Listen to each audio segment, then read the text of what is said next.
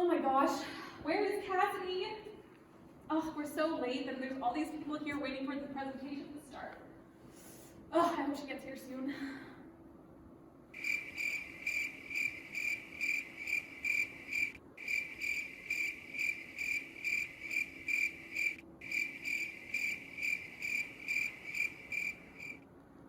Kassidie? Where is she? Oh my goodness. Oh. Candice, are you there?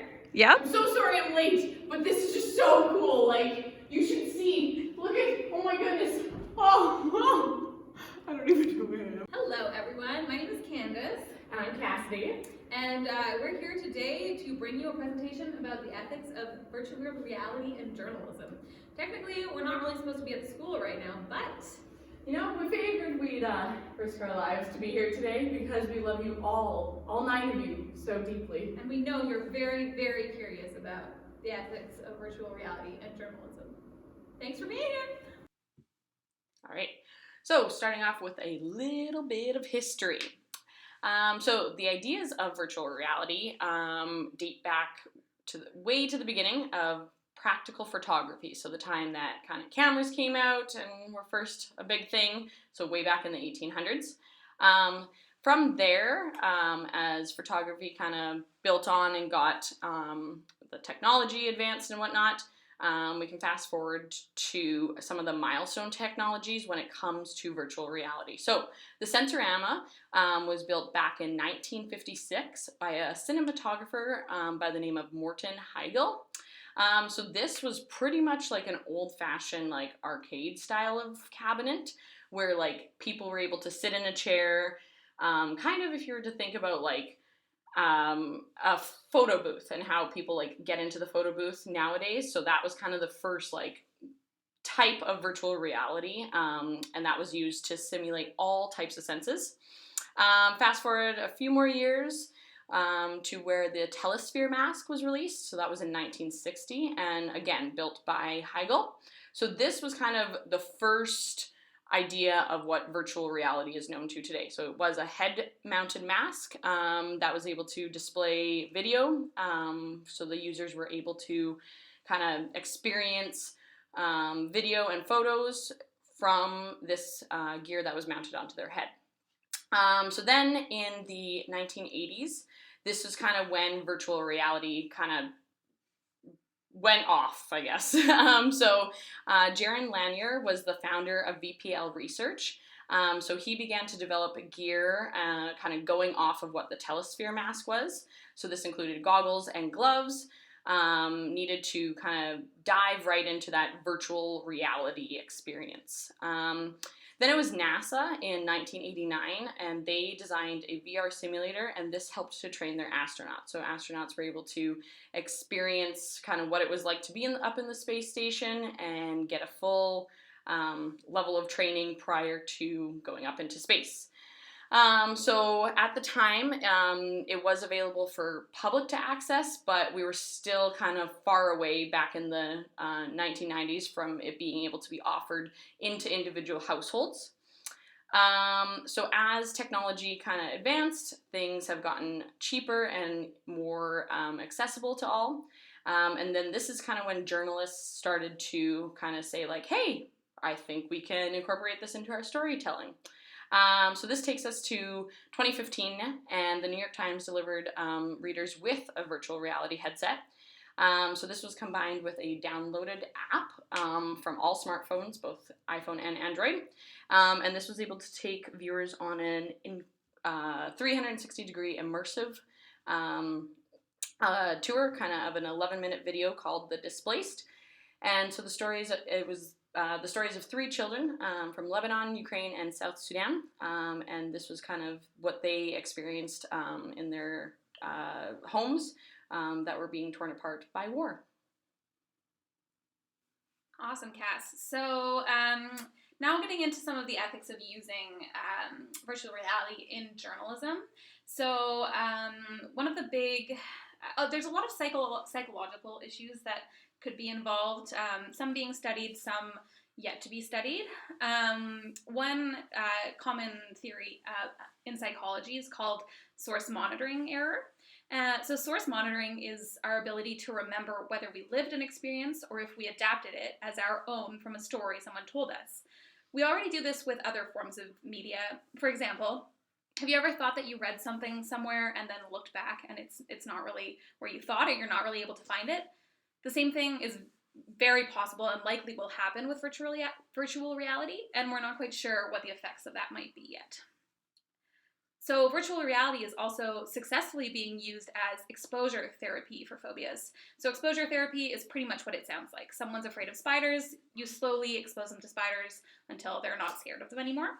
So it's really neat that it's working for that. But if you think about it on the flip side, exposure therapy is essentially just a form of desensitization, which means that virtual reality is totally able to desensitize us. The problem here being this: what if we start to see so much? What if we come into other people's lives that are tricky and difficult, so much to the point that we become desensitized to things like war and violence? So another aspect of this is distress and trauma. One of the core principles of journalism is to reduce harm as much as possible to everyone involved. Most journalists absolutely don't intend to harm their subjects or their readers or viewers, but there's a potential for virtual reality to cause distress and trauma for victims. For example, if you're watching something and unexpectedly something triggers a bad memory, or something jumps out at you and really scares you. So there's definitely a lot of psychological aspects to this. All right, so the first kind of news organization to take a deep dive into using virtual reality to tell their stories through journalism would be The Guardian. So The Guardian launched a series back in 2016. So they basically found 6 different kind of subjects that would use virtual reality to kind of, I guess, tell the story. So the first was called Underworld. So this was, they were able to use it in the Daydream view, which was Google's kind of platform for their VR at the time. So Underworld, as we will show in the trailer in a moment, so it kind of explored the subterranean labyrinth of London's Victorian sewers. And these lie active and deep beneath one of the world's most famous cities. So yeah, we'll show you kind of the trailer so that you guys can get an idea of what virtual reality journalism kind of looks like. All right, so obviously it's a little kind of, spooky and not, kind of upbeat in any way. So that's kind of what we're talking about when we say the exploiting human perception, and just the fact that with virtual reality, the audience or the viewers of the piece of journalism, you're taking a deep dive into it, right? So it's as if you're experiencing kind of what the story is written about. So yeah. More journalistic ethics that are kind of on the line with virtual reality and journalism. A big one that we talk about all the time is misinformation and disinformation.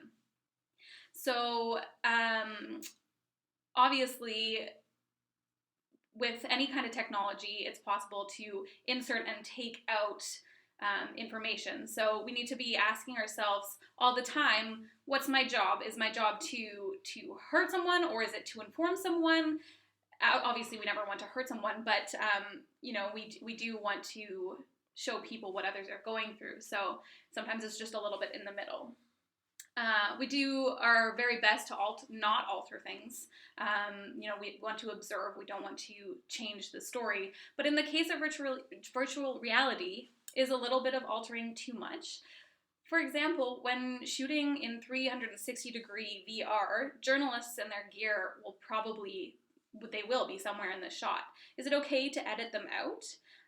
And although I've never actually done it before, I can imagine that shooting for virtual reality is really tough, not nearly as simple as video or photography, which already have a lot of ethical issues themselves. So how much is it okay to ask a subject to move around, for example, or to shoot and reshoot something? And last but not least, positionality is always something that we talk about in journalism. How can we give viewers a good and important experience without being voyeuristic? Whose position are we looking from? In a war-torn country, for example, are we looking at things from the perspective of a child, from someone in the military? So these are journalistic questions that we need to be asking ourselves all the time. All right, so now we're going to shift and take a look at, obviously, the practical problems when it comes to virtual reality. So the first one being loss of spatial awareness. So once you kind of, put the goggles on, which, had we been doing this presentation in class, we had planned on bringing virtual reality goggles for everyone to try out. But obviously, because as soon as you put these on, you have no idea kind of where you're walking, kind of where you're at, because you're losing your awareness. So we kind of have a video to show you about what happens, or a funny kind of good example about losing spatial awareness.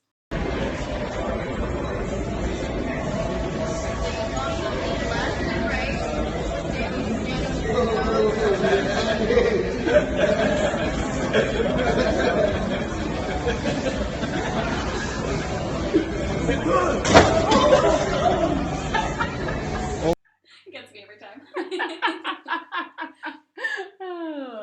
Not only is there spatial awareness issues, but lots of people, depending kind of, what they're watching, what they're experiencing, can experience dizziness and disorientation. So a lot of people kind of will, I guess, combine it with, if you get motion sickness, that can be a lot tied into the dizziness and orientation.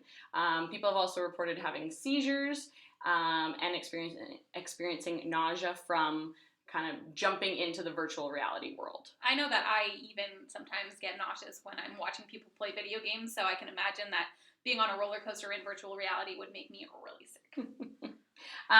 So another practical problem would be the cost and the time. So is it really practical to expect everybody, to one day purchase these virtual reality goggles or masks in order to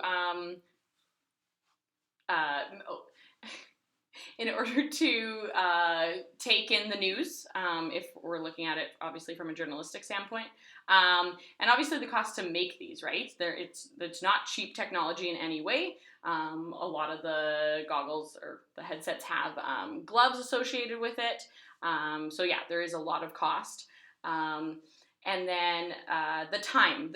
Obviously, journalism, when it comes to storytelling, you want to get the news out as fast and efficiently as you can. So having to edit video into a virtual reality story will take a lot more time than, say, to either put something on an Instagram story from a news organization or write up a quick 500-word CBC story to get it out as fast as you can. So time will definitely be a factor when it comes to if virtual reality and journalism ever become a major way to consume media.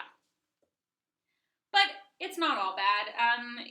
Like any new technology, we're just putting these questions out there. I mean, there's been a lot of attention given to how youth are not necessarily consuming media in the way that we used to. So there's a good chance that using virtual reality might be an attractive way to get people interested in the news and interested in what's happening around the world. Many fields are already using the technology for medical training, for the military, for police. That doesn't necessarily mean journalism absolutely should too, but other people are using it successfully, and I'm sure we could find a way to also. I was talking about desensitization before, but the other side of that absolutely is empathy building. There's a very good chance that when you read about, say, someone like a child in a war-torn country, you kind of feel sad for them. But there's a really good chance that if you could feel like you were with them, it would be like a really emotional experience and could be a great act in empathy building. That kind of ties into the next one, that it could be a more intensive learning experience. I've used headsets before, and I can say that you really feel like you're in the moment, and more aware of what's going on. And we all know the saying, a picture is worth 1,000 words. So in this case, a 360-degree video, I think it definitely could be worth more than 5,000 words. So there's also a lot of legalities that are involved with VR, and I think things are, starting to happen now. I mean, in terms of insurance, that's a big one right now. There's definitely a few ways that virtual reality could impact insurance claims. We don't really know the long-term physical side effects, or not a ton of psychological side effects that could result from VR, but they definitely could be a potential liability. There actually have been claims filed against VR technology manufacturers, for example, for causing nausea and motion sickness. I mean, in July of last year, a distracted driver who was playing Pokemon Go while he was driving hit a police car in Baltimore. That same month, 2 men who were playing Pokemon Go fell off a cliff in California. A 19-year-old man in New York City was robbed while playing Pokemon Go. And Pokemon Go is obviously AR, not VR, but just imagine if you have a headset on and you're even more immersed in it, what it would be like. I mean, it was pretty funny to see people chasing after Pokemon Go with just their phones. So could you imagine if everybody required a mask to do that? Dangerous. That'd provide some pretty good entertainment, if you ask me. One kind of settlement that took place was, so 2 months after Facebook purchased Oculus virtual reality, Facebook was sued for $2 billion. So this was because the company that sued, which was ZeniMax Media, they claimed that a former employee turned Oculus CTO basically took trade secrets with them when they went to Oculus. So basically the suit claimed that those trade secrets were a huge part of the Oculus Rift headset. In the end, what ended up happening with this was they took it all to court, and Mark Zuckerberg actually did have to was witness and had to speak in court, and they ended up settling for $500 million in the end. Yeah, so that's obviously not a journalistic example, but it definitely shows that these questions are up in the air and they are going to court. Another legality could be the use of intellectual property in the virtual world. It could be a major concern for owners of such intellectual property rights. For instance, if you can imagine you have your VR set on and you're visiting a public place, and there's images of merchandise which might violate trademarks and copyrights and various brands existing in the world. So that's another problem for sure. Another one is privacy, virtual privacy. It's being discussed quite a bit right now amongst researchers. For example, Joshua Kopstein, who is from the news organization The Intercept, argued that corporations and governments will probably get their hands on unprecedented power by tracking emotions, expressions, physical behavior, using and storing our data. So those are definitely some problems that we need to keep our eye on.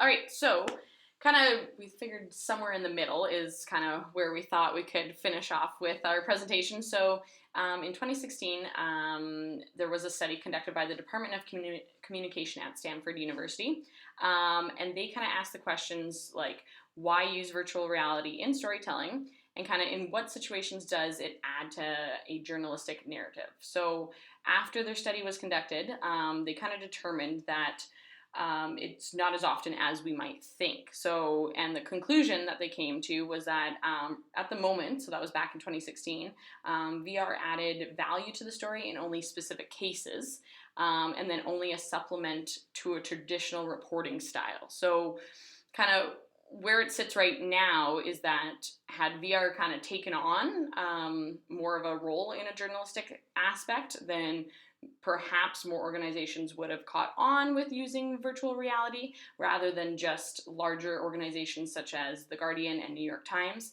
As we kind of saw it in terms of the history and stuff, like VR kind of exploded back in like 2016, and do we hear about it much now? Not really. Not really, right? So if journalists were to build VR, the question is, will the audience come? Will the audience buy in to the experience? Would they want to experience? Do they have the time to experience a story to that level that VR provides them? So those are kind of some of the questions we're left with, for sure. Yeah, for sure.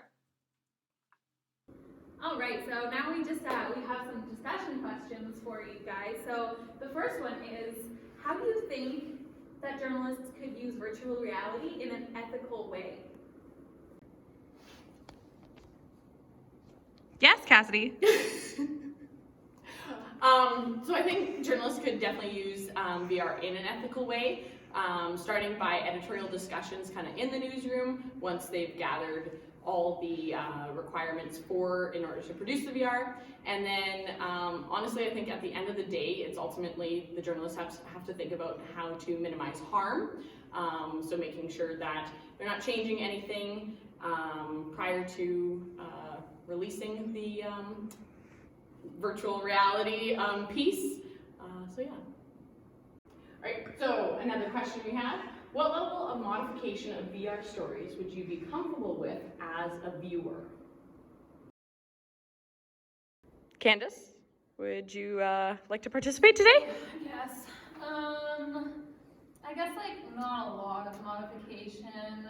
You know, you don't want to change the story. You don't want to have to take a bunch of takes. This isn't, you're not making like a movie. So minimal. But like I understand if you're taking a shot and you need to remove the journalist from the image and stuff. So, but you want to keep as much integrity as possible. Would the way you consume media change if virtual reality and journalism became more popular? And what do you think the future of using VR in journalism more generally might look like? Yeah? I don't think the way I consume media would change. If, I don't know, VR actually became more popular, like, I don't think I could see myself investing in a VR headset. Plus, I feel like it'd be going backwards if we have to put something clunky on our face just to consume our media. As far as the future of VR journalism looks like, honestly, it kind of, when VR came out and was super popular, 2016 to 2018, lots of media organizations were using VR, but now here we are 2020, and while none are really using VR in journalism. So I feel like the future doesn't look very strong for virtual reality in journalism. And last but not least, I'm sure you're all gonna look through these and read all of our sources very, very much. So we have a list of them here. Hopefully you get access to the slides so you can read through them. Because we all do have time, as we are now, encouraged to self-quarantine. Self-isolation. So, take the time to read. Good luck and stay healthy, everyone.